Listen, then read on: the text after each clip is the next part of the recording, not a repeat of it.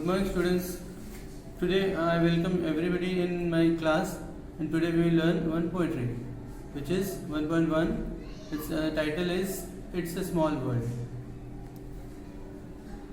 So first I will first sing it before you, and then I will explain it line by line. Okay, so let us start my video. Poetry. It's a small world.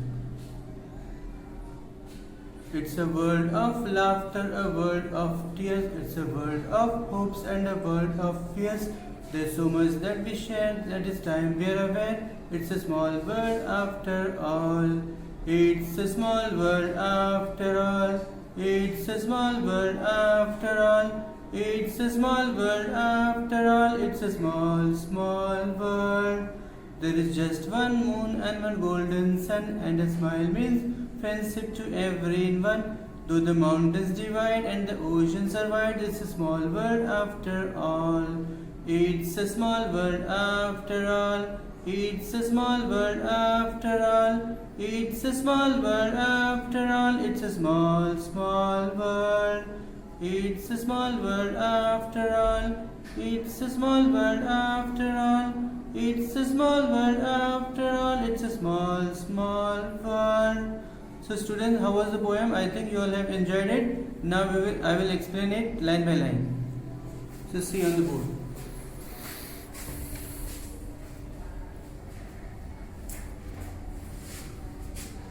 So this is the first line. Now first stanza we will learn. It's a small world. It's a world of laughter, a world of tears. It's a world of hopes and a world of fears. There's so much that we share, that is time we are aware. It's a small world after all. It's a small world after all. It's a small world after all. It's a small world after all. It's a small, small world. Next stanza. There is just one moon and one golden sun, and a smile means friendship to everyone. Though the mountains divide and the oceans are wide, it's a small world after all. It's a small world after all. It's a small world after all. It's a small world after all. It's a small, small world. This poem has been written by Richard M. Sherman and Robert B. Sherman. So now we'll see what the poet is saying in this poem. We will see the first stanza. It's a small world. It's a world of laughter, a world of tears. It's a world of hopes and a world of fears. There is so much that we share, that is time we are aware. It's a small world after world. It's a small world after world. It's a small world after world. It's a small world after all. It's a small, small world. So in this first stanza, the poet is saying that it is a world of laughter. Laughter, you know, laughter means, you can see the meaning over here. This side, laughter means हंसी, means happiness या खुशी, you can say. अब बोल सकते खुशी. Laughter मतलब जब हमको बहुत खुशी होती है किसी चीज को लेकर के, तो हम लोग हंसते हैं, या कोई चीज मिल जाती है हमको, कुछ होता है मिल जाती है तो हम हंसते हैं, हम खुश हो जाते हैं. तो लाफ्टर मीन्स हंसी या फिर खुशी. दूसरा शब्द देखेंगे यहाँ पर टीयर्स है. टीयर्स मतलब होता है आंसू, रोना. जब हम रोते हैं, जब बहुत दुखी होते हैं तो हम रोते हैं, और रोने के बाद हमें क्या निकलती है? आंसू. उसके बाद होप्स, होप है यहाँ पर. होप मतलब आशाएं, आशा या फिर उम्मीद, मतलब किसी चीज को पाने की उम्मीद होती है या आशा होती है हमको, वो होप है यहाँ पर. होप मतलब आशा या फिर उम्मीद. फिर फियर, फियर मतलब होता है भय या डर. फियर मतलब भय या फिर डर. शेयर, शेयर मतलब बांटना, जो आप लोग भी अक्सर करते हैं अपने दोस्तों के साथ. टिफिन बांटते हैं या अपने दोस्तों के साथ बुक्स बांटते हैं, शेयर करते हैं. जो चीज़ जो आपके नॉलेज शेयर करते हैं, अपने विचारों को शेयर करते हैं. अवेयर, अगला वर्ड है अवेयर. अवेयर मतलब जागरूक होना या जागरूक करना. जागरूक करना मतलब किसी बारे में जानकारी प्राप्त करना. डिवाइड, डिवाइड मतलब विभाजित करना. विभाजित मतलब भी होता है बांटना, मतलब एक चीज को दो भाग में बांट देना, वो होता है विभाजित करना. वाइड, वाइड मतलब विस्तृत. विस्तृत मतलब बहुत दूर तक फैला हुआ, बहुत दूर तक फैला हुआ. उसके बाद है गोल्डन. गोल्डन मतलब सुनहरा. सुनहरा मतलब सोना, सोने के रंग का, सोने जैसा या सोने के रंग का, उसको हम लोग बोलते हैं गोल्डन. सो अभी यहाँ पर देखिए कि पहले लाइन में बोला है it's a world of laughter. मतलब यह दुनिया कैसी है? ये हंसी की दुनिया है, खुशियों की दुनिया है. वर्ल्ड ऑफ लाफ्टर, ठीक है. दुनिया, वर्ल्ड मतलब दुनिया, संसार. ये संसार या फिर दुनिया क्या है? हंसी की है, खुशियों की है. उसके बाद अगले लाइन में बोलते हैं कि अ वर्ल्ड ऑफ टीयर्स, यह दुनिया आंसुओं की भी है। टीयर्स मतलब आंसू, मतलब पहले ने बोला है कि लाफ्टर खुशियों की दुनिया है, बाद में बोलते हैं कि दुख की दुनिया या फिर आंसुओं की दुनिया है। फिर बोलते हैं it's a world of hopes, बोलते हैं कि यह दुनिया आशाओं की है, आशाओं, होप्स मतलब आशाएं। उसके बाद अ वर्ल्ड ऑफ फियर्स, यह दुनिया एक डर की भी है। मतलब यहाँ पर क्या क्या चीजें हैं, सबसे पहले आप देखेंगे लाफ्टर है, टीयर्स है, होप्स है, फियर्स है। इस बहुत सारी चीजें इस संसार में सब कुछ मिलता है, और हर जो भी मनुष्य है उन सबके पास ये सारे गुण मिलते हैं, लाफ्टर, टीयर्स, होप्स, फियर्स।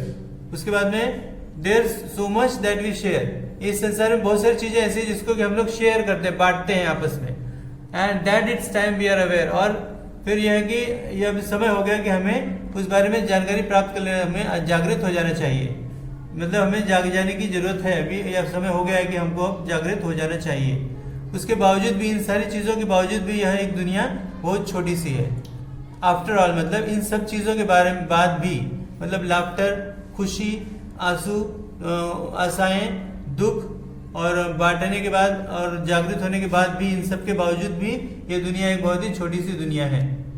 ये चारों लाइन में यही बताया गया कि यह दुनिया एक छोटी सी दुनिया है। इसका मतलब ये है कि इसमें ये बोल रहे हैं कि ये जो दुनिया है ये बहुत छोटी सी दुनिया है।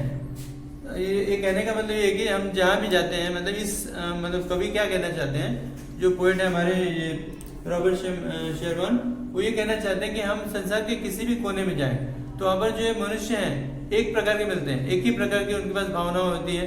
जो भावना है जैसे खुशी, सबको खुशी होती है, सब लोग खुश रहते हैं, सब लोग दुखी भी होते हैं, सब लोग एक दूसरे से बांटते भी हैं चीज़ों को, और सब लोग एक दूसरे के साथ में शेयर भी करते हैं, और फिर अवेयर भी होते हैं, जागृत भी होते हैं। साथ साथ वो रोते भी, आंसू भी निकलते हैं उनको, वो रोते भी हैं और वो डरते भी हैं। ये सारे गुण सब में पाए जाते हैं। इसीलिए कहा गया है कि इस संसार में जो भी ह्यूमन बींग्स है वो अलाइक है, एक जैसे हैं।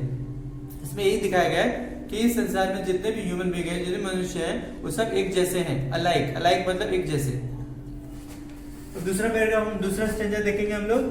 There is just one moon and one golden sun and a smile means friendship to everyone. दो the mountains divide and the oceans are wide, it's a small world after all. अब इसी line को फिर से repeat किया गया है 4 बार। और तो इसका मतलब ये है कि मतलब संसार में, ये एक्चुअली रिपीट करने का मतलब ये है कि इन्होंने क्या दिखाया है यहाँ पर, ये आश्चर्यचकित हो जाते हैं। आश्चर्य को दिखाने के लिए बार बार उस लाइन को रिपीट किया है। जैसे कि मैं किसी व्यक्ति को जानता हूँ और मैं कहीं गया हूँ दूर, वहां पर वो व्यक्ति मिल गया मुझे, तो इससे क्या ये होता है कि मैं आश्चर्य हो जाता हूँ ना उस देख के। इसलिए बोलता अरे ये दुनिया बहुत छोटी है, मतलब मैं यहाँ पर हूँ और वो मैं उसको पहचानता हूँ, लेकिन मैं बाहर गया हूँ तो वहां पर भी वो व्यक्ति मुझे मिला और उससे मुझे जानने वाले लोग वहां पर भी हैं। तो इसलिए मैं आश्चर्य से मैंने बोला कि it's a small world after all, मतलब ये बहुत ही छोटी सी दुनिया है।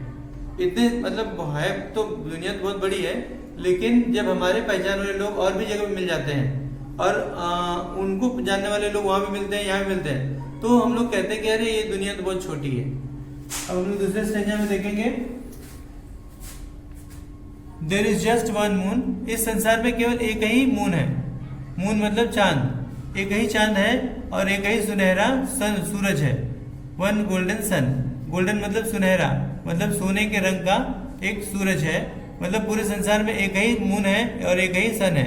ये तो सभी लोग जानते हैं कि कहीं किसी मतलब हमारे पृथ्वी पर आप बता सकते हैं क्या कहीं 2 मून है या 2 सन है? नहीं, पूरे दुनिया में एक ही सन दिखेगा। किसी भी कोने से आप देखोगे तो वही एक सन, वही एक मून दिखाई देगा हमको।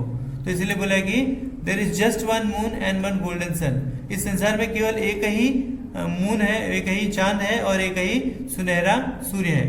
And a smile means friendship to everyone, और मुस्कुराहट का मतलब ये होता है कि हम सबको सबसे फ्रेंडशिप करने चाहते हैं, सबसे फ्रेंडशिप करना चाहते हैं, या हम सबको अपनी तरफ फ्रेंडशिप करने के लिए आमंत्रित करते हैं। ये मुस्कान का मतलब है। Though the mountains divide and the oceans are wide, जबकि जो माउंटेन्स होते हैं, माउंटेन मतलब पर्वत या पहाड़, आप लोग जानते होंगे पहाड़ जो बहुत ऊंचा होता है, वो क्या करता है माउंटेन्स मतलब एक जगह को दूसरे जगह से विभाजित कर देता है, या उसके बीच में वो आ गया तो इधर अलग हो गया उधर अलग हो गया ना, दोनों साइड में, इसलिए आप लिखा गया है डिवाइड मतलब विभाजित कर दिया। तो माउंटेन्स डिवाइड कर देता है और ओशंस दूर तक फैले हुए हैं, ओशंस भी तो डिवाइड करते हैं ना, अभी समझो यहाँ एक ओशन है, इंडियन ओशन या फिर अरेबियन सी है, अरब सागर है, और अरब सागर के उस तरफ जाएंगे तो देखो ये है अपना सऊदी अरब है, गल्फ कंट्रीज है। तो वो जो अरब सागर है ये हमको और उनको डिवाइड करता है ना, दूर तक ये फैला हुआ है, तो बीच में कोई चीज़ नहीं है, इसलिए ओशंस आर वाइड बोला है। वाइड मतलब दूर तक फैला हुआ, बहुत चौड़ा। ठीक है, आगे it's a small world after all. अब इसी लाइन को 4 बार रिवाइज किया गया, रिपीट किया गया, क्योंकि यही कहना है, रिपीट करने का मतलब यही है कि ये चीज़, ये दुनिया बहुत छोटी सी है, क्योंकि हमारे चाहने वाले या हमारे जानने वाले लोग वहाँ पर भी मौजूद हैं, सब जगह मौजूद हैं, इसलिए ऐसा कहा गया कि अरे ये तो बहुत छोटी सी दुनिया है। अभी हम लोग देखेंगे इस कविता की राइमिंग स्कीम देखते हैं। सबसे पहले मैं आपको समझाता हूँ कि राइमिंग स्कीम कैसे देखते हैं हम लोग।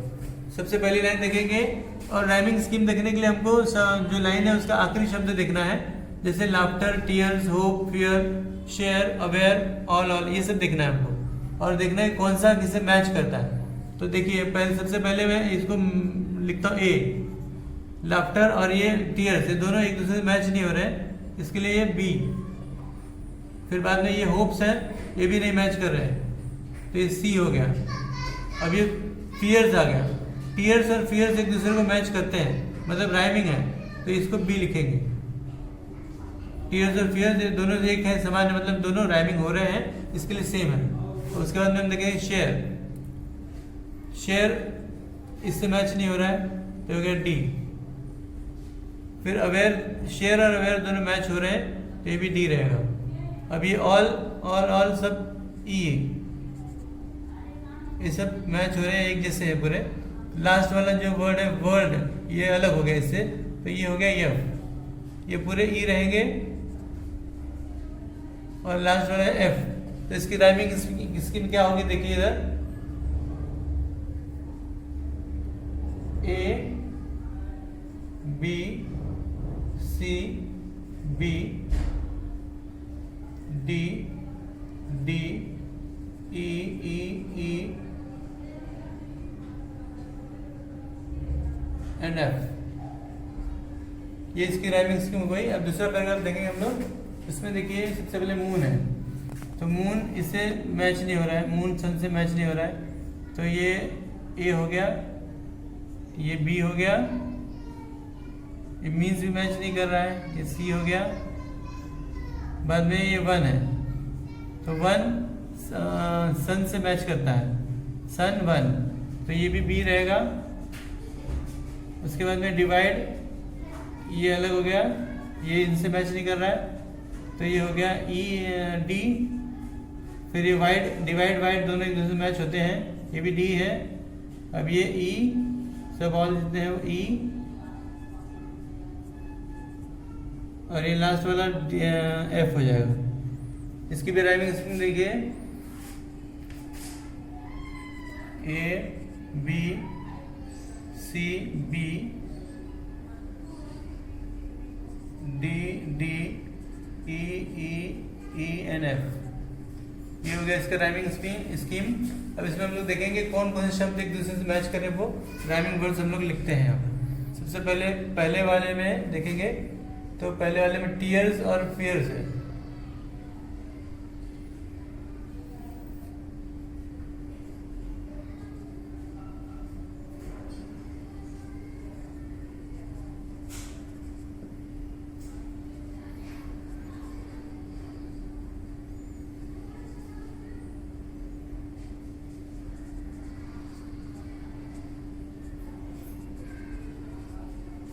Tears and fears. दूसरा शब्द है उसके अंदर शेयर, अवेयर,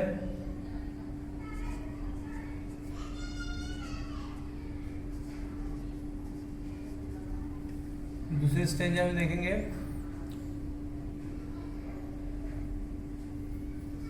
पहला सन वन, दूसरा डिवाइड वाइड,